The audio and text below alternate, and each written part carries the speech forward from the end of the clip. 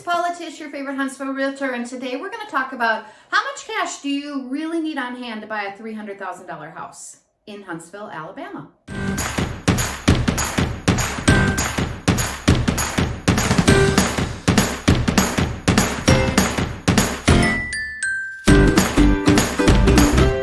Hey friends, thanks so much for watching my videos. If you like them, please like and follow me on all the socials, Atlas with Paula, and right here on this YouTube channel, where you can learn all kinds of fun things about real estate and Huntsville and me. So let's talk about buying a $300,000 home. Okay, $300,000 is a good median price range here in Huntsville, Alabama. You can get a good 3-bedroom, 2-bathroom home in that price range pretty easily if there were some available, but the price range is good. So let's talk about all the different things that you actually need, right? First of all, down payment. If you're going to be using a FHA or conventional mortgage, you're going to need a down payment of some kind. Now, FHA can range anything from 3.5% up. You do not need to have 20% down on a mortgage anymore. That is a myth, and you don't need that. But you are going to need roughly around 3%. And for a $300,000 home, that's $9,000. Now that means you borrow less on the home, brings your mortgage down to $291,000, but you are going to need some kind of a down payment up front. If you are lucky enough to be purchasing a property that is eligible for a USDA loan, or you are a veteran and you're eligible for a VA loan, there are 0% down options for those types of situations. So good on you. Next up is closing costs. There are fees and costs involved in buying a house. There's fees to the title companies, there's fees to the agents, attorney fees, appraisals, inspections, all those kinds of things, right? So you can estimate that your fees and costs are going to be between 5 and 7% of the price of the home you're purchasing.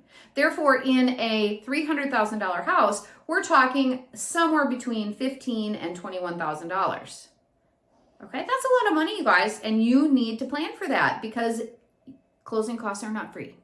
Now, again, if you are eligible for certain types of loans, those closing costs can be moved into the mortgage. And in some situations, you can get the seller to help you pay for some of those things. So be mindful of your closing costs. Now, let's talk about what you need to actually own the home. Because the worst case scenario is you put all your money into this house and you have nothing left. And then you're in this house that you have to take care of and has expenses and things involved in it, and you don't have any money left. That's not a great situation either.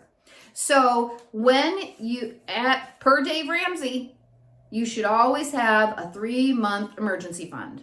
That's 3 months of your expenses put away in a liquid savings account. Now, when you're trying to determine how much that is, be sure to include the cost of your new mortgage because that is going to be part of your expenses once you own the home. So, 3 months of emergency fund. Next is appliances. Appliances are tricky. Here in Alabama, the appliances that are included with your home are appliances that are built in.